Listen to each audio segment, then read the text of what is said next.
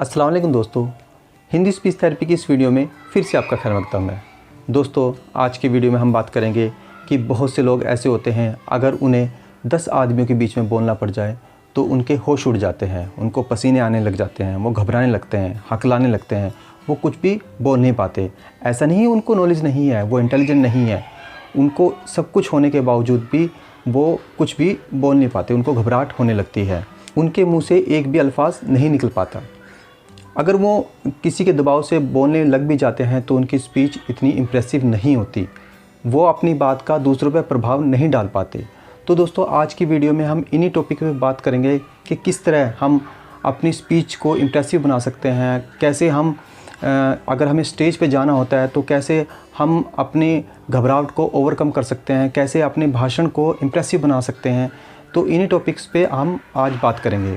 तो दोस्तों, वीडियो शुरू करने से पहले अगर आप मेरे चैनल में नए आए हैं तो मेरे चैनल को ज़रूर सब्सक्राइब कर लें और बेल आइकन को भी दबाएं ताकि ज़रूर नोटिफिकेशन आपको मिलती रहे। तो दोस्तों, शुरू करते हैं। दोस्तों, वीडियो शुरू करने से पहले मैं आपको बताना चाहूँगा कि जो स्पीच है हमारी लाइफ का एक बहुत इंपॉर्टेंट पार्ट है, क्योंकि अगर हमारी स्पीच अच्छी नहीं होती तो हम दूसरे पे प्रभाव नहीं डाल सकते, हम दूसरों के ऊपर जीत हासिल नहीं कर सकते, हम अपनी लाइफ में कुछ भी कामयाबी हासिल नहीं कर पाते। आपने बहुत से लोग ऐसे देखे होंगे कि उनके पास अच्छी डिग्रियां हैं, अच्छी क्वालिफ़िकेशन है और मार्क्स बहुत अच्छे हैं, लेकिन उसके बावजूद भी वो जब इंटरव्यू में जाते हैं तो उनकी स्पीच अच्छी ना होने की वजह से वो अपना प्रभाव नहीं डाल सकते और उनको जॉब से निकाल दिया जाता है या उनका रखा नहीं जाता है। लेकिन बहुत से लोग ऐसे भी होते हैं, उनके पास अच्छी क्वालिफ़िकेशन भी नहीं होती और मार्क्स भी अच्छे नहीं होते, लेकिन उनकी स्पीच बहुत अच्छी होती है और वो इंटरव्यू में उनका इंटरव्यू अच्छा हो जाता है और वो जॉब पे रख लिए जाते हैं। तो स्पीच का बहुत महत्व है, हम अपनी लाइफ में कुछ प्रैक्टिस करके अपनी स्पीच को अच्छी बना सकते हैं। तो दोस्तों, जो वीडियो में हमारा जो मेन आज का टॉपिक रहेगा, अगर हमें किसी इंटरव्यू में जाना हो या कोई प्रेजेंटेशन देनी हो या फिर स्टेज पे जाके कोई भाषण देना हो, तो हमें उस समय किन किन बातों पे ध्यान रखना है कि हमारी जो स्पीच वो अच्छी हो सके। तो दोस्तों, आपने क्या ध्यान देना है कि जब भी आप भाषण देने जाओ या प्रेजेंटेशन देने जाओ तो आपने उससे पहले कुछ तैयारी करनी है। तो सबसे पहले जो टॉपिक रहेगा इसमें क्या है, जो भी आपका कंटेंट है, जो भी आपकी स्क्रिप्ट है, जो भी आपने बोलना है, उस पे आपकी कमांड होनी चाहिए, यानी उसके जो भी टॉपिक होगा उसकी आपको नॉलेज होनी चाहिए। सिर्फ यही चीज़ है जिस पे आपको तैयारी करनी है। जितनी भी मैं आपको टिप्स आप बताने जा रहा हूँ उसके लिए खास तैयारी करने की ज़रूरत नहीं है, सिर्फ आपको ध्यान में रखना है कि आप सबसे पहले तो यही है कि आपका जो कंटेंट है वो आपको याद होना चाहिए और अच्छे ढंग से याद होना चाहिए, ठीक है। और जो भी आप स्क्रिप्ट तैयार करो, एक चीज़ का ध्यान रखना है कि वो कुछ अलग हो। आप कोई भी टॉपिक हो, जैसे स्वच्छता का है, स्वच्छता का बहुत लोग सुनाते हैं, लेकिन आप स्वच्छता के बारे में कुछ ऐसा बताएं जो लोगों ने ना सुना हो, यानी कि आपकी स्क्रिप्ट डिफरेंट होनी चाहिए, अलग होनी चाहिए, जो उन लोगों ने सुनी नहीं होनी चाहिए। और स्क्रिप्ट में क्या करना है कि इंटरेस्टिंग भी होनी चाहिए, ठीक है, इंटरेस्टिंग होनी चाहिए और कि लोगों को सुनने में उसमें मज़ा आए। और आपने उसमें मोटिवेशनल वर्डिंग का इस्तेमाल करना है, ठीक है। उसमें आप कविताओं का या मुहावरों का या चुटकुलों का इस्तेमाल कर सकते हैं, जिससे सुनने वालों को काफ़ी मज़ा आए, ठीक है। अगर आपकी स्क्रिप्ट तैयार होगी, अगर आपको लगता है भी मुझे वहाँ आगे जाने से घबराहट हो सकती है, जो आपकी स्क्रिप्ट तैयार हुई है आप अपने घर वालों के सामने प्रैक्टिस करो, ठीक है, अपने दोस्तों के सामने बैठ के प्रैक्टिस करो या आप शीशे के सामने खड़े होकर भी प्रैक्टिस कर सकते हैं। एक बहुत अच्छा साधन है हमारा यूट्यूब चैनल। आप यूट्यूब चैनल पे वीडियो बनाओ अपनी और उसको अपलोड करो, उसमें आपको व्यूज़ आएंगे, वो आपको बताएंगे क्या गलत है, क्या सही है, क्या कमी है। तो उसमें धीरे धीरे आपकी इम्प्रूवमेंट होती रहेगी। अगर आपके पास टाइम है तो आप ये कर सकते हो, ठीक है। अब मान लीजिए आपकी स्क्रिप्ट तैयार होगी, उसके बाद आपने स्टेज पे जाना है या प्रेजेंटेशन देने जाना है या इंटरव्यू देने जाना है, तो आपने सबसे पहले क्या करना है, एक गहरी सांस लेनी है ऐसे, ठीक है। और स्टेज पे चढ़ने के बाद आपको कोई घबराने की ज़रूरत नहीं है, ठीक है। आपको किसी तरह की कोई टेंशन नहीं लेनी है। आप जाओ और उनको एड्रेस इस ढंग से करो कि जो ऑडियंस है, जो सुनने वाले हैं, वो आपको पहले से जानते हैं, वो आपके साथी हैं। इस तरह से आप डील करें।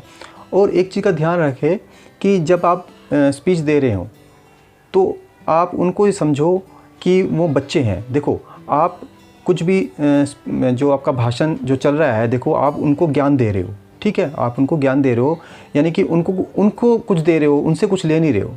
तो ये मत दिमाग में लाना कि वो आपको बीच में टोकेंगे या वो क्या सोच रहे होंगे, क्या सोच नहीं रहे होंगे, इस चीज़ का आपको ध्यान नहीं रखना।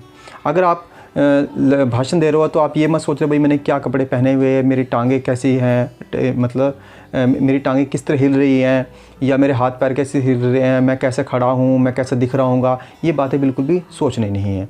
और आपने क्या करना है कि जब आप भाषण दे रहे हो तो जो आई कांटेक्ट है किसी एक स्पेशल व्यक्ति की तरफ नहीं करना है। जब आपकी दोनों की आंखें जब मिलेगी, हो सकता है आपका दिमाग डाइवर्ट हो जाए, आप अपना जो टॉपिक से भटक जाओ या फिर और कुछ बोलने लगो, तो उसमें थोड़ी दिक्कत आ सकती है। तो आपने कुछ खास ध्यान नहीं देना, किसी स्पेशल व्यक्ति की तरफ ज़्यादा आई कांटेक्ट नहीं करना। अगर आपने बहुत सारे लोग हैं तो आपने जो पीछे वाली ऑडियंस बैठी है तो उस तरफ ध्यान दें, तो जिसमें आपको उनके सर दिखाई दे रहे होंगे, ठीक है।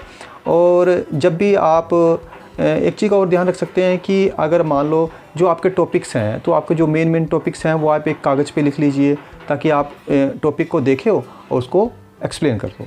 तो आप ये भी आप काम कर सकते हो। तो इसमें ये एक पक्का हो जाएगा कि आप अगर भूल भी जाएंगे तो आप टॉपिक देख के आप उसको एक्सप्लेन कर सकते हैं।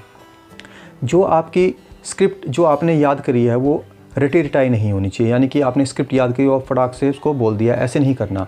आपने क्या करना है, जब आप बोलो तो आपने अपना बॉडी पोस्चर, हाथों की मूवमेंट, फेस एक्सप्रेशन, इनका इस्तेमाल करना है।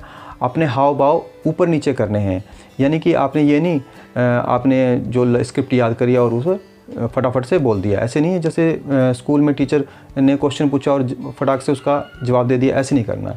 जैसे मैं आपको 2 लाइनें बोल के भी सुनाता हूँ कि इस तरह कैसे आपने हाव भाव चेंज करने हैं, ठीक है। पिच को अप डाउन करना है, यानी कि जो आपका जो लहजा है वो ऊपर नीचे वर्डिंग के हिसाब से कैसे होना चाहिए। जैसे कि मैं आपको 2 लाइनें बोल के सुनाता हूँ। जैसे, भारत के संविधान में कुछ ऐसी बातें लिखी हुई हैं जिसकी हमें मालूमात नहीं होनी चाहिए, हमें उसके बारे में ज्ञान होना चाहिए। अगर हमें अपने भारत के संविधान के बारे में, अपने कानून के बारे में पता होगा तो हम किसी पे भी फतेह हासिल कर सकते हैं, काबू पा सकते हैं, जो कि हमारे लिए बहुत ज़रूरी है। तो देखा आपने कि मैंने किस तरह हाव भाव अपने चेंज किए, वर्डिंग के हिसाब से पिच को अप डाउन किया, और अपने हाथों का, अपने फेस एक्सप्रेशन का कैसे मैंने इस्तेमाल किया। अगर आप बोलते बोलते बीच में हकला जाओ या रुक जाओ, उसमें भी कोई टेंशन लेने वाली बात नहीं। अगर आप समझो कि मैं हकला जाता हूँ या अटक जाता हूँ कि दूसरे मेरे मजाक उड़ाएंगे, ऐसा कुछ नहीं है। वो कोई मजाक नहीं उड़ाता, लेकिन ये खुद को ही फील होता है कि मेरा मजाक उड़ेगा, जबकि आपको कोई कहने वाला नहीं होना चाहिए। आपकी स्पीच में दम होना चाहिए, बस जो आप स्क्रिप्ट जो दे रहे हो, लोगों को ज्ञान दे रहे हो, उसमें दम होना चाहिए, बाकी कोई भी घबराने की ज़रूरत नहीं है। एक आप ये कर सकते हो कि जब भी आप कहीं अपनी प्रेजेंटेशन देने जाओ या फिर भाषण देने जाओ या इंटरव्यू देने जाओ, एक जो आपके कपड़े हैं, पहनावा, वो अच्छा होना चाहिए। आपने यूट्यूब पे या कहीं पर मोटिवेशनल स्पीकर वाले देखे होंगे कि उनके पूरे ड्रेस में आते हैं, ड्रेसअप में आते हैं, जैसे कि कोट पैंट टाई लगा के पूरे आते हैं, पूरे जोश में देते हैं, ठीक है। तो आपको कपड़ों पे ध्यान रखना है, उसको अंदर से फीलिंग आती है कि मैं अच्छा बोल रहा हूँ या अच्छा दिखाई दे रहा हूँ, तो अंदर से फीलिंग आती है, स्ट्रॉन्ग महसूस करता है। और जब भी आप भाषण बोल रहे होंगे, एक चीज़ का और ध्यान रखें, बहुत ज़रूरी है कि आपकी जो स्पीड है वो ज़्यादा ना हो, बहुत ज़्यादा स्पीड ना हो। कई बार क्या होता है, हम जब ज़्यादा स्पीड में बोलते हैं तो हम हकला जाते हैं, ठीक है। हमारी ये भी कह सकते हैं हमारी ज़ुबान फिसल गई, यानी कि हमें बोलना कुछ होता है और बोल हो कुछ के देते हैं। तो ये ना हो, आपकी स्पीड कम स्पीड हो, आप धीरे धीरे बोलो। आपने बहुत से हमारे नेता भी देखे होंगे, बहुत कम स्पीड में आराम आराम से बात करते हैं। तो आपने अपनी जो बात को डिलीवर करना है, आराम आराम से बात करने की कोशिश करनी है और अच्छे से बोलना है, ठीक है। कोई घबराने की ज़रूरत नहीं है। तो दोस्तों, जो मैंने आपको टिप्स बताए, ये बहुत ही पावरफुल टिप्स हैं, क्योंकि ये आप ये कह सकते हो मेरा अपना एक्सपीरियंस है। जब मैंने कभी शुरू किया था स्पीच देना, भाषण देना मैंने शुरू किया था, तो मैंने इन्हीं चीज़ों का ध्यान रखा था, और वो मुश्किल से 2 दिन मैंने इनकी तरफ ध्यान दिया और मुझे बोलना आ गया। मेरा कॉन्फिडेंस इतना अप हो चुका है कि मैं 4-4 घंटे भी लेक्चर दे लेता हूँ, मुझे कोई भी टेंशन नहीं होती। अगर मेरा टॉपिक भी तैयार नहीं है तो तब भी मैं कुछ ना कुछ बोलता ही रहता हूँ, तो और मुझे भी कोई भी घबराहट नहीं होती। तो दोस्तों, जो मैंने आपको ये टिप्स बताए हैं, ये ज़्यादातर हम उन लोगों के लिए भी इस्तेमाल करते हैं जो बोलने में, जिनकी स्पीच में प्रॉब्लम होती है, जो हकलाते हैं, तुतलाते हैं, उनके लिए भी हम इस्तेमाल करते हैं। तो दोस्तों, ये जो टॉपिक्स बताए गए हैं, ये सभी लोगों पे लागू होते हैं जिनको भाषण देने में या इंटरव्यू देने में या लेक्चर देने में, प्रेजेंटेशन देने में जो दिक्कत आती है, तो ये सभी के लिए हैं। उम्मीद करता हूँ दोस्तों आपको हमारी वीडियो अच्छी लगी होगी। तो मिलते हैं अगली वीडियो में एक नए टॉपिक के साथ। जब तक के लिए खुदा हाफिज़, बाय।